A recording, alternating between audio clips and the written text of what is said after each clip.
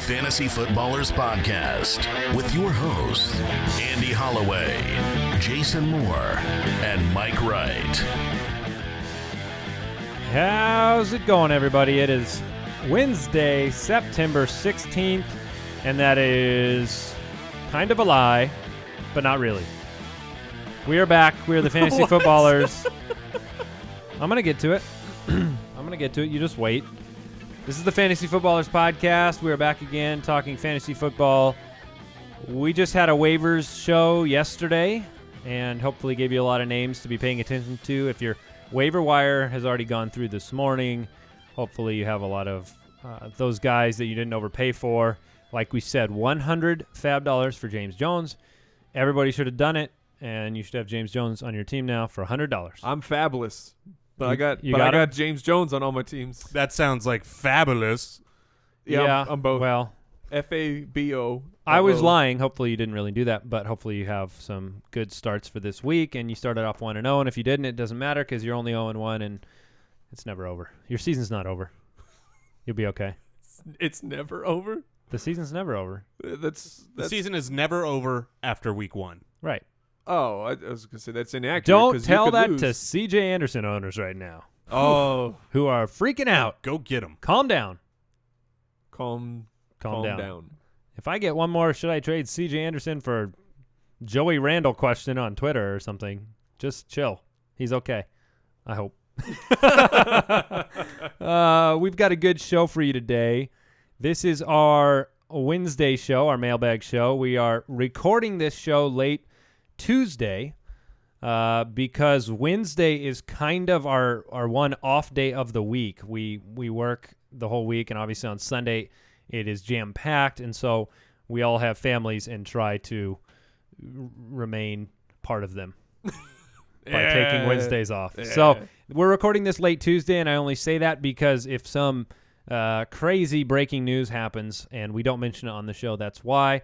We've got a lot of good stuff we're going to talk through today. We're going to take some voicemail questions from the listeners. We're going to take some mailbag questions and just kind of discuss. A lot of people have trade questions right now, and I don't really mind trading this early. I actually kind of like it if you're doing it smart. And the reason being is because of overreactions and because of being able to identify a few things very early in the season. I mean, we've talked about Tyler Eifert or some of these other players that broke out. It's kind of you have the opportunity to buy lower on people. Even players that just broke out, you can buy low on them if you really think that they're going to establish themselves. And there's plenty of first-round running backs who kind of pooped their pants this weekend. So there may be a panicking owner with a C.J. Anderson and Adrian Peterson, a Lamar Miller, a Justin Forsett. These are all guys that I would try to acquire for 50 cents for the dollar. Because the other side of the equation is a bunch of kind of middle guys or nobodies that had huge weeks. And if you have them on your roster and you take a huge guy like that and you combine him with somebody else and you go after a big fish, like Lamar Miller, literally.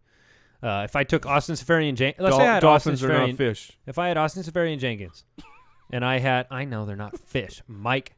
If I had ASJ and I had scientifically accurate jokes. Please. Right. And I had like another running back that was Bishop kind of Sankey. Okay. Perfect. Sankey and ASJ, you offer that to the Lamar Miller owner. And if he doesn't, if he's panicking or worried, you might steal a fish. A mammal. There you go. All right. So anything else going on, guys? You can find us on the web at thefantasyfootballers.com. You can submit questions for the show there.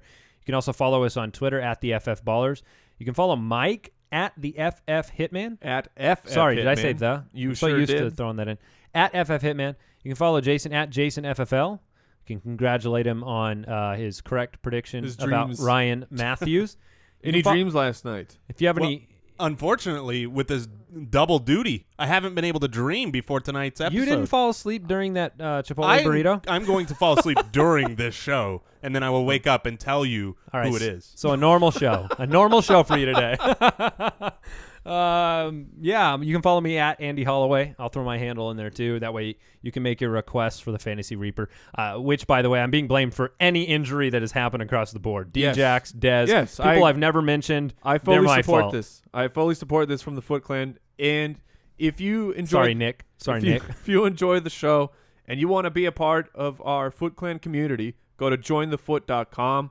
We have some exclusive cool stuff you can do, a way to interact with us, and it's only getting better too. Yes, because the more people that are in there, the more you can post a question and people are giving you a response right away. So, did you have something else you were going to add to it? It's like a party.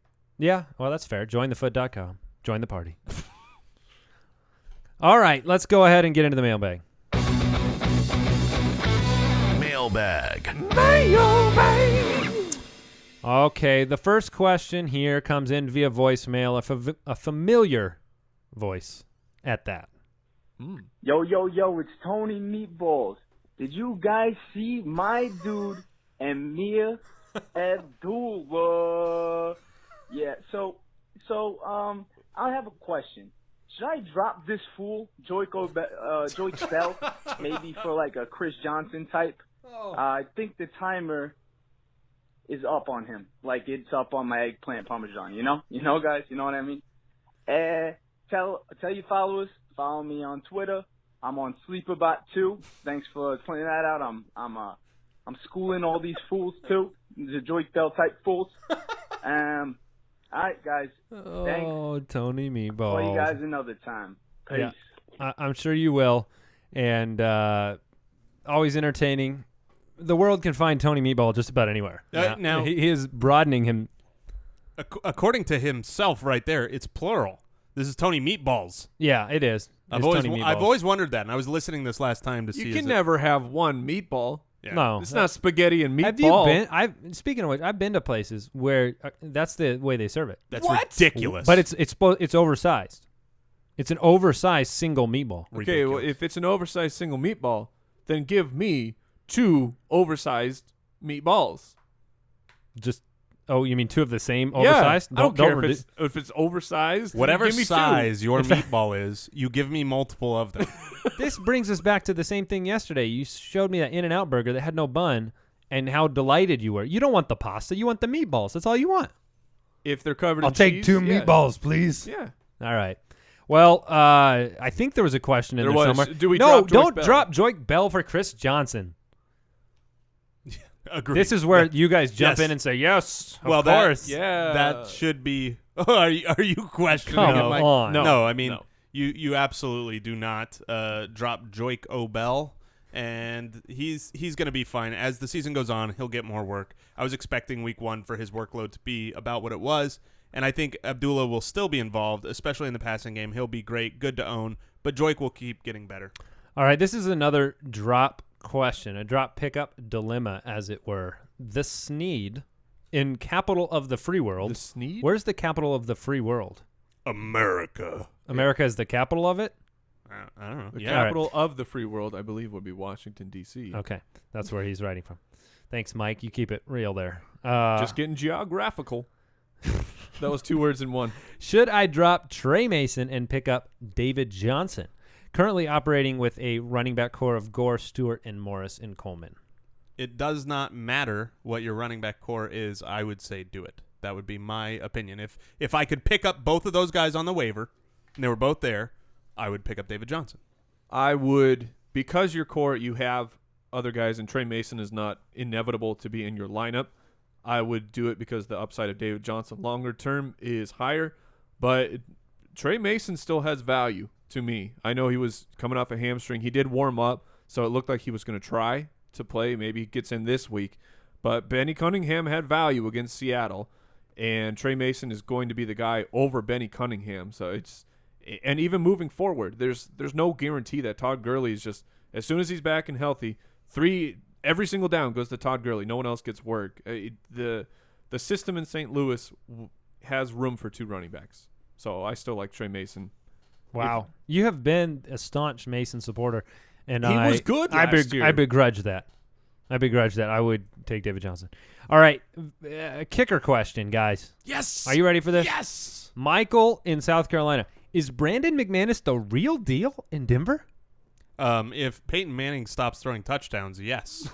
And it seems to me like that might be the case. I like Brandon McManus. I would pick him up over half the league at least. It's a kicker. It's game dependent. You never know. I mean, how many points did Josh Brown have up in the New York Giants? I think he had about 17 points for me. Yeah.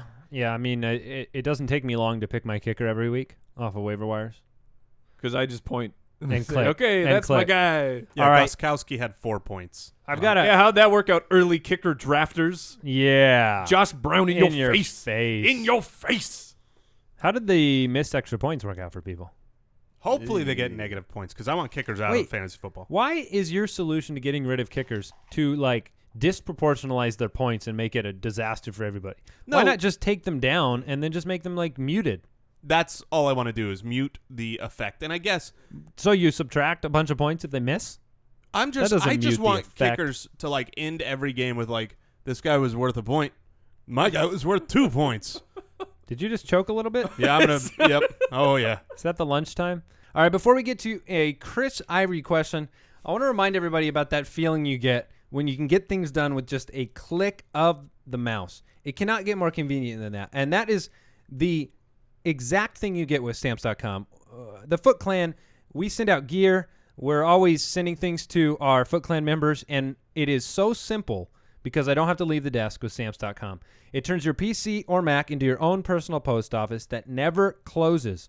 It is the ultimate inconvenience. I can testify that to that myself. We have the scale, a free scale that you get sitting right on our desk right in front of me here.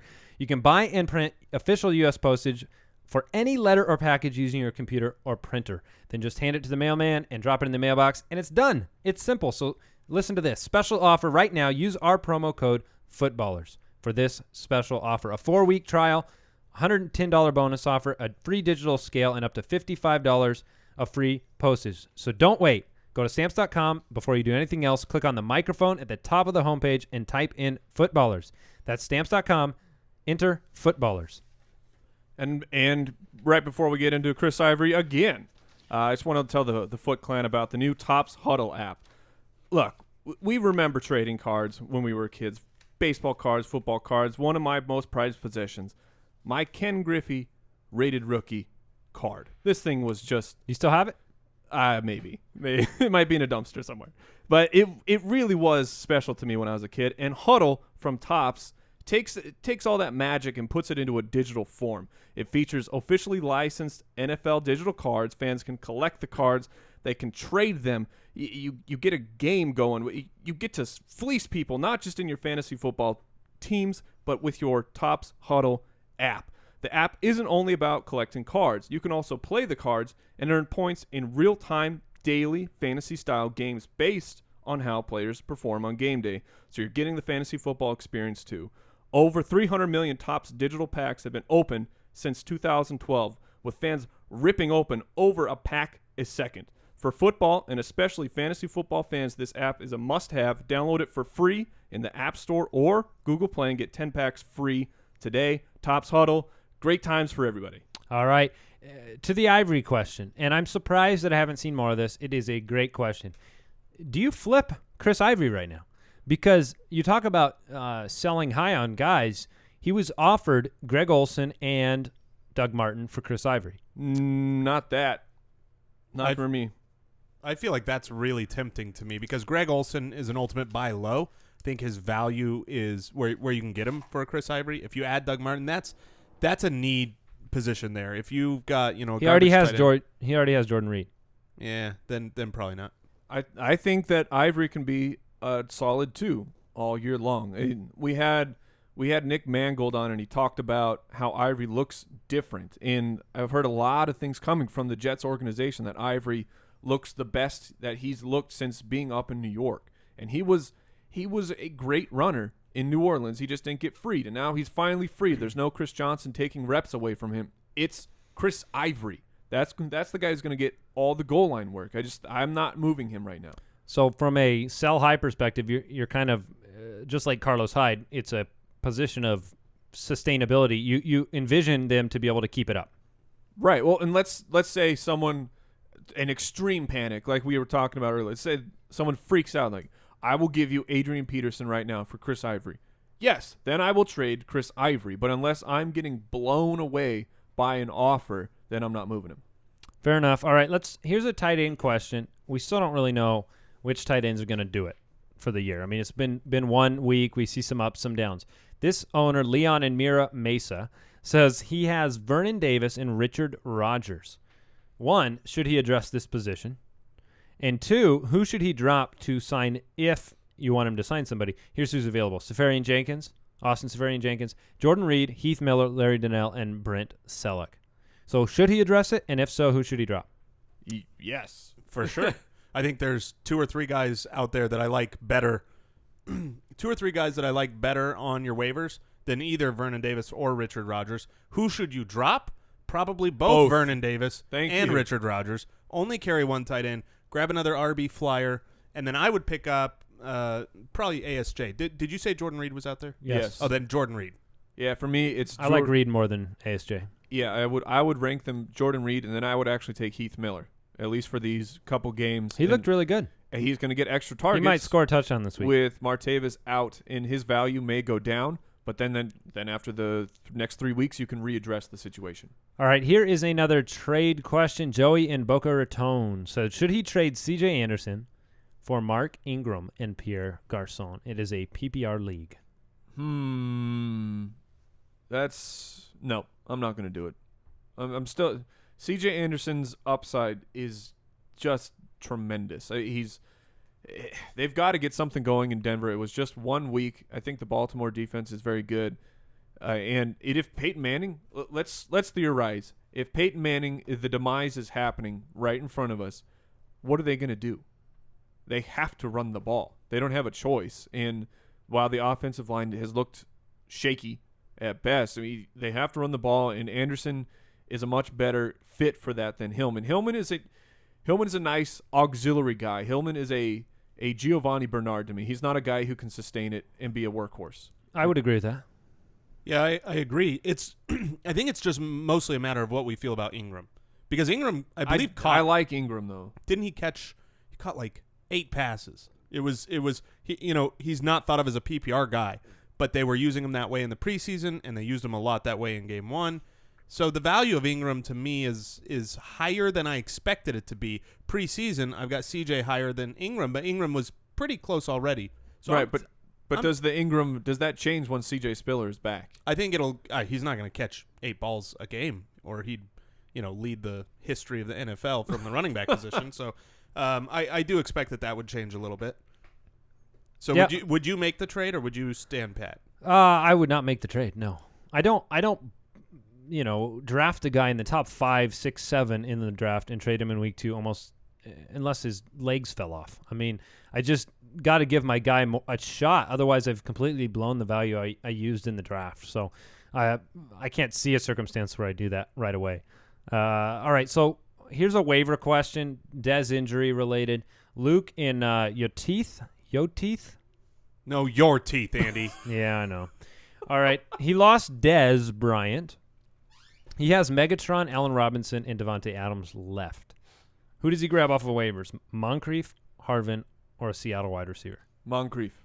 For sure. Moncrief. What about we haven't talked about it because you can't talk about every single player every single week, but Percy Harvin had a very good game. Percy Harvin had a very good catch. Yes, a good play. I don't think that's true. I think you guys are very wrong on that. Okay. He had a 50-yard. He had a 50-yard touchdown, and I believe he had a carry out of the backfield, and I believe he had 5 receptions for 79 yards, a touchdown, and a carry. Okay, so he had 5 receptions for 79 yards. One of those catches was 50-plus yards. So 4 catches for 29 yards. Yeah, we count the 51 though. Yeah, in football. Okay, so let me hear it. Next week, Percy Harvin 50-yard touchdown. I will make a Percy Harvin bet if let's you hear want. It. Yeah, what is it? He'll have more than 5 receptions. Ooh, done. That's 2 on 1. Water bet. 5 is the over/under. 5, no one is wet. Correct. 6. Even when I said it, I really meant that I win with 5, but we'll do it exactly as you said it. 5, nobody loses. Yep. More than 5, I win. So prepare to be wet. All right, Kyle in Shelton, Washington. I know that some of these guys are obvious, but he has no idea what to do with his flex position. 2 running back, 2 wide receiver, 1 flex. He has Laci, Hill, Forsett. Well, all those guys are playing. He has he has Jonathan Stewart, but he spelled his last name like Stuart Little. Neat. Oh. So I took me like 2 extra seconds to figure out who he's talking about. Like, what guy's name is Stewart? Like Stuart Edelman? Stewart. So Stewart. He also has Bring Stewart. me the Dessert. So he has. What? It's from a. Is that a Yeah, show? it's a reference from Mad TV. Wow. Oh. Stewart. Yeah. I remember that. Stewart. Look what I could do. Yeah, there you go. Yeah. All right. Laci, Hill, Forsett, Jonathan Stewart, Ivory, AJ Green, Cooks, Hopkins. Okay, he has everybody in the league. Yeah. Okay. He needs 2 running backs, 2 wide receivers, and a flex. So he needs an entire lineup set? it would appear he needs 5 players to start out of this group. Laci, Hill, Forsett, Stewart, Okay. Ivory, Green, So Laci's Cooks, in. Hopkins, Allen, and Marshall. Oh, Laci's playing the Seahawks, but he's still going to be in. Yep. Uh, Jeremy Hill. Jeremy Hill will be in, and so now I need 2 wide receivers: That's correct. And you've got AJ Green, Brandon Cooks, DeAndre Hopkins. Green and Hopkins. All right, and then a flex. Would you go Forsett, Jonathan Stewart, Ivory. Ivory, I'm going to go Forsett. Cooks? I'm going to go with Forsett. All right, I agree with that one, and that one's a little harder to answer I do because too. you have all the good players. That in the is the type of team where I would look to package, a decent guy and a middle guy, or even a good guy and a middle guy for another absolutely elite top of the hill, because you're leaving a lot on your bench, not just where it's like, oh, I might need that depth. It's like, okay, if you lost a guy, you still are making a tough flex decision. So look for a 2-for-1 trade. What are your guys' thoughts on Darren Sproles? Now, Sproles had a very good game. He led the team in rushing yards. He was on the field a lot, running routes. Will he put similar numbers, the over-under of 15 points this week against the Cowboys in PPR scoring? Would you think 15 in a PPR league this week? It's very possible. I mean, if you recall last year, Darren Sproles was just on fire to start the season, and he really died off. Yeah, in a PPR type format, he was huge for I think 4 weeks, and then he really died off. Which that's kind of who he is, where it's just going to be inconsistent. Yeah, if you're looking for a flex play and your options aren't fantastic, Darren Sproles is a better one of those just reaching into a hat type of guys, but he's not a guy who I'm going to depend on week to week as my RB2 or something like that. This might be painful for Jason Moore's earballs. Give it to me. Ryan Mathews or Darren Sproles the rest of the year? The rest of the year, I would go. I would go Ryan Mathews. You're thinking about it? I was absolutely thinking about it because Darren Sproles was used in the 2-minute drill. He was used on 3rd downs, but in short yardage on the goal line, it was Ryan Mathews. And I think as the year progresses, he also got kind of taken out of the game after he had that egregious middle of the field drop. He was gone for a quarter and you didn't see him. And I expect that it won't be that way going forward. So I think Ryan Mathews is still the guy that I would rather have. But I love Darren Sproles more than I thought I would. I have Darren Sproles at 16 points. He this takes week, the over. so I'll take Okay. the over. All right, that's interesting. All right, here is a question. Should I give him another chance from Richard in Manassas, Virginia? Who do you think he's talking about? C.J. Anderson. No, Eddie Royal, believe it or not. Oh, yeah. That's big hopes for him in week 1 with Alshon Jeffrey probably not 100%. Is he somebody that you would give a second chance to? I would prefer to not start him. I would not cut him. I think he could. I still think he's got the same opportunity he had. I'm dying over Did you here. eat a frog? I ate a quesarito. A quesarito from Chipotle, the good folks over at Chipotle. You can wrap a burrito in a quesadilla. It's not healthy. You might say it's a little double stuffed. Oh It is, because it's a burrito stuffed inside a quesadilla. Yeah. What was the question? For real? Yeah, now I forgot. It was the Eddie Royal. Oh, yeah. Hold on to him, but if you've got a different flex option, I would Stuff him in your quesarito, stick him on your bench, and wait a week. All right, streaming defenses. Matt in Iowa wants to know what defense is the best defense to stream in week 2. The Saints, Titans, Cardinals, or Chiefs. Why don't we put those guys in order? So let's do the matchups here. Saints, who do they play? Buccaneers. Tampa Bay. And then the Titans play Cleveland, right? Yes. Titans that play is correct. Cleveland. The Cardinals face the Bears. Yep. And the Chiefs face the Broncos. So I put them at the bottom of the list because I just don't want to mess around with Peyton Manning. I don't care how old he gets. I agree. Go ahead. I'm going to go Saints first because I think the Buccaneers are in an implosion. I think the Cardinals second because they're really the best defense of this group, and the Bears have a better offense. Then I would go Titans. Then I would go the Chiefs. I think I agree. I'm not sure that the Cardinals are the best defense of that group. I think Kansas City might be better. I would actually put the Chiefs too. Okay. I'll try it out. You're coming off a short week. We still like Anderson, but he is banged up. That game is in Arrowhead, though, right? Is that correct? Yes, it is. It's in Kansas City. So that bodes well. They played really well there on Thursday night last year, if you remember that Patriot game. Short weeks, man, are awful for the offense. Always remember that from a standpoint of putting players in. And so, that actually does bode a little bit better for the Chiefs. All right, Brian in Grand Rapids, Michigan. Should he trade Abdullah for Emmanuel Sanders? Full point PPR league. No. Not full point. See, in a full-point PPR league, I think Emmanuel Sanders is even more of a value than he normally is. He's going to have a lot more receptions than Amir Abdullah. If this is a flex type of guy that you're upgrading, or if your needs are at wide receiver and you've got depth at running back, then I would make. He already has Julio and Antonio Brown. Yeah, then maybe. And not. his running backs are Lamar Miller, Ivory, and Spiller. So there's no way I do this. Yeah, deal. no way. This is a perfect example of a trade where you cannot say, this is a good trade, make it. It completely depends on your roster. So many are, and that it's a great point because we see these value for value deals. You know, it's like, would you trade this guy for this guy? Well, maybe I would if I needed to. You know, it's not just in all circumstances. Yes, that question right there is no in a lot of circumstances, and it's yes in a lot of circumstances. Wouldn't you agree, Mike? Yes.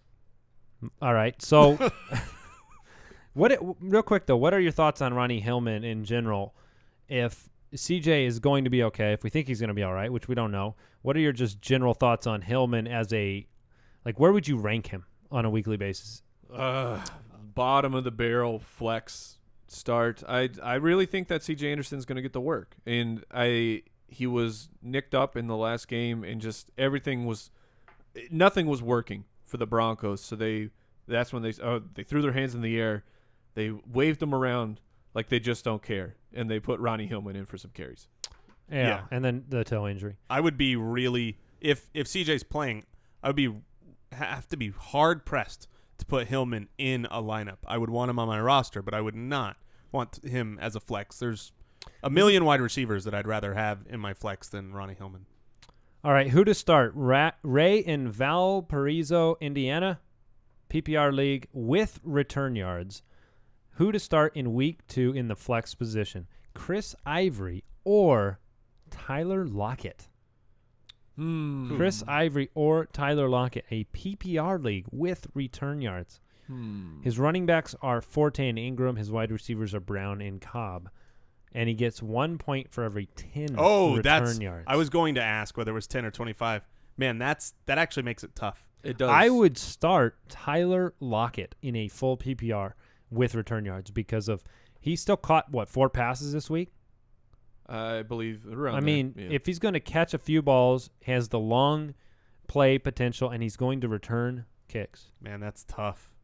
Ivory looks so good. His matchup is good, but then again, the Seahawks going against the Packers.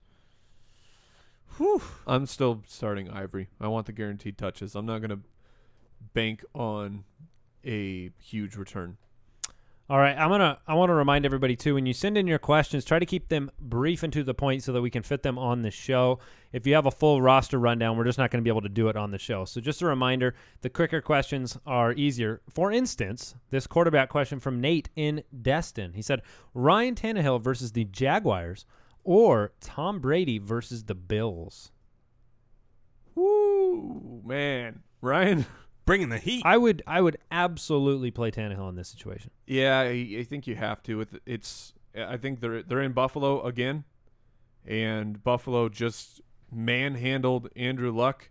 Not that Tom Brady isn't a different caliber quarterback, but you got to go with Tannehill. Ryan's always had Tom Brady's number. I mean, Tom Brady scorched him a few times, but I thought you were talking about Ryan Tannehill and calling him Ryan like he was your like you had him on speed dial. I thought you meant phone number. Yeah, no, Rexy. Is that better? Yeah, Rex always has had the Patriots number. Yeah. There's always close games between and he's those got two. a better lineup of defense now than he had at the Jets. So If the Bills win this week, they'll have started 2-0, having defeated the Colts and Patriots to begin the year.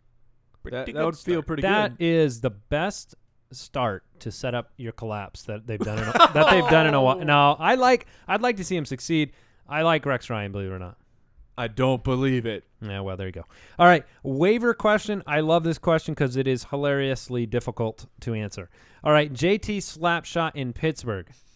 He has Peyton Manning and Sam Bradford, but he really wants to claim Carson Palmer and start him this week. So what do you do in that situation? Because do you want to lose Peyton Manning or Sam Bradford? you try to trade him. I mean, that's one thing you could do. If you really want, for me, if I've got, let's say I'm just rolling Sam Bradford on my roster and I like Carson Palmer better this week, I have no problem dropping Sam Bradford to the waivers and picking up Carson Palmer and playing him. So in this position, I don't think it's that big a deal if you want to drop him, but if you're really wanting to do that, trade him. Try to get value instead of putting him to the waivers. Yeah, Try to do a 2-for-1 to open up a spot, upgrade your lineup somewhere else, and pick up Carson Palmer, who you want anyways. You can't drop Sammy Biscuits at this point. But That's my opinion, too. And I love Carson Palmer, especially this week against the Bears. I think it's a great matchup. But here's the Cardinals' next 3 weeks. 49ers, Rams, Lions. Trouble. Those are not the best matchups, even for me as the ultimate Carson Palmer supporter. I might be looking for a better matchup in those weeks. And here's the thing. There's no guarantee Palmer dominates this matchup this week. And when you make a decision like this, you have to do what Mike just did and look forward a little bit and say, what gives me the best odds to win my matchups for the next 3 weeks? I feel like if you drop Sammy, Bradford, or Peyton, and you go after Palmer this week, maybe you succeed in that decision-making, but you might cost yourself over the next few weeks. You're going to have to really commit to a pure streaming quarterback type of system and trust that you can get guys. So I just kind of ride Bradford and play Bradford this week. That's what I would do. And here's the Eagles' upcoming schedule. So they have the Cowboys this week, which I think is a good matchup.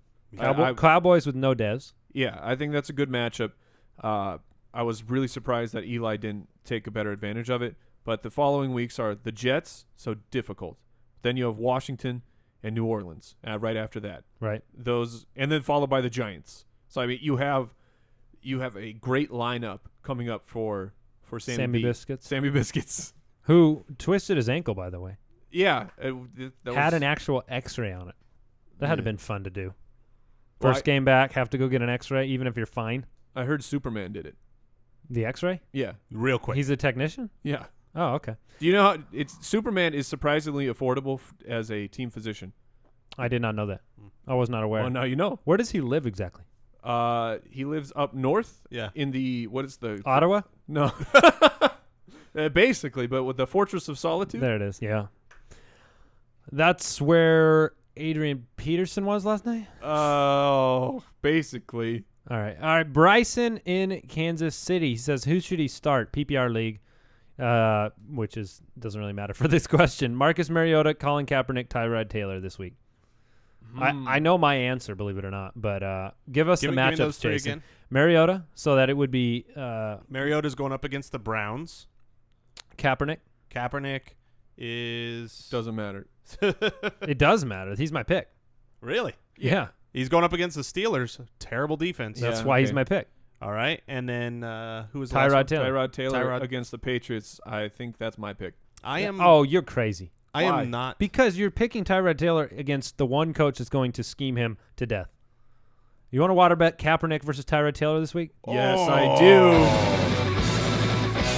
Write it down. Bet. And ironically... It's about time I have some shares of Kaepernick in something. Yeah. And ironically, I'm going to take Mariota here against the Browns. Wait. The double water situation? Well, how would we... The triangle of doom. The winners dry, the Yes. losers aren't. Yes. Triple. Wait, Come on.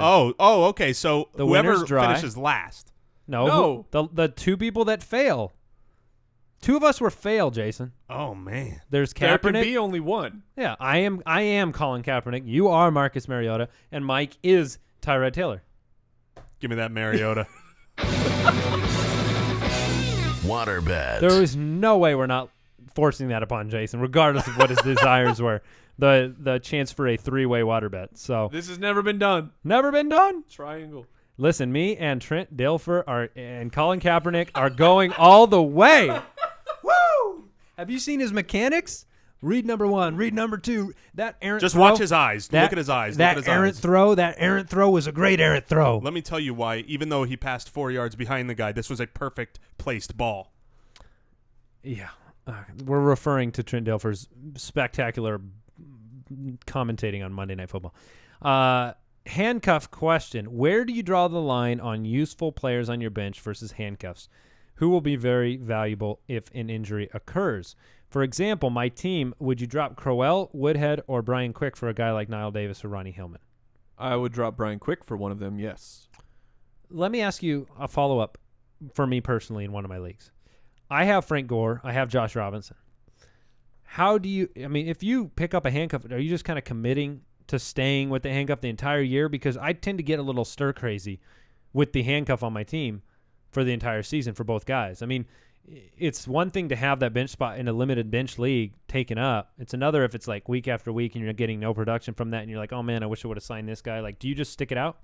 I think what happens is it's dependent upon the success of the starter.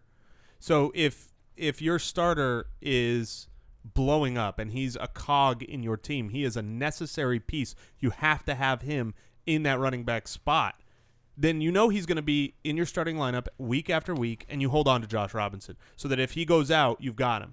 But if Frank Gore starts being a guy that you're not even sure you're flexing him in and you're playing matchups and things like that, you don't want to hold up 2 roster spots for a guy that is some weeks not going to be in your starting lineup. And it's always about the situation combined with the talent of the guy in the back, where we think Josh Robinson would get the lion's share if he came in. And handcuffs are very similar, which is something we've been talking about, where is a lot like healthcare. Health and paying health insurance premiums is the absolute worst. Yeah. When you are healthy, right? And you can go through it forever and paying out, but then that one time That you need it. where you need it, you're like, hey, I'm not broke. Yeah. Yeah. That's what a handcuff does. It's a pretty perfect analogy. All right. For Thursday and Friday this week, we've got your fantasy forecast. We'll be previewing the games for week 2 on Thursday and Friday. We will have our starts of the week, and we will have those tomorrow on Thursday. Okay? Tomorrow we will have the starts of the week. Okay. We will also have the Thursday night football preview. And then on Friday we have some daily dose for your daily fantasy sports love there. A lot of people playing FanDuel and DraftKings, and if you weren't playing those, then you have seen 100,000 commercials for them. Oh, my goodness. Play them. Play FanDuel specifically. And like With Mike promo said, code Ballers. Ballers, yeah. And if you have more questions, you can go to the website, thefantasyfootballers.com. You can join the Foot Clan Fantasy Football community at jointhefoot.com. And it's just a great group of people sharing information, sharing injury news, answering questions, giving perspective, because there's a lot of different perspective for every trade and every league type and those type of things. So it's good to bounce those things off people. Makes a difference. Hopefully you had a very good week 1. We're hoping for a very good week 2. We'll bring our starts of the week, and we'll preview all those games. Do you have any thoughts, Mike? You look like you're about to say something. On Friday, we unveil our streaming quarterback of the week. Absolutely, Where yes. we will attempt to take a very low percentage percentually owned quarterback and build a quarterback one, and we'll see how that goes. Goodbye. Thank you for listening to another edition of the Fantasy Footballers Podcast. Don't forget to visit us on the web at www.thefantasyfootballers.com and follow us on Twitter at the FF Ballers.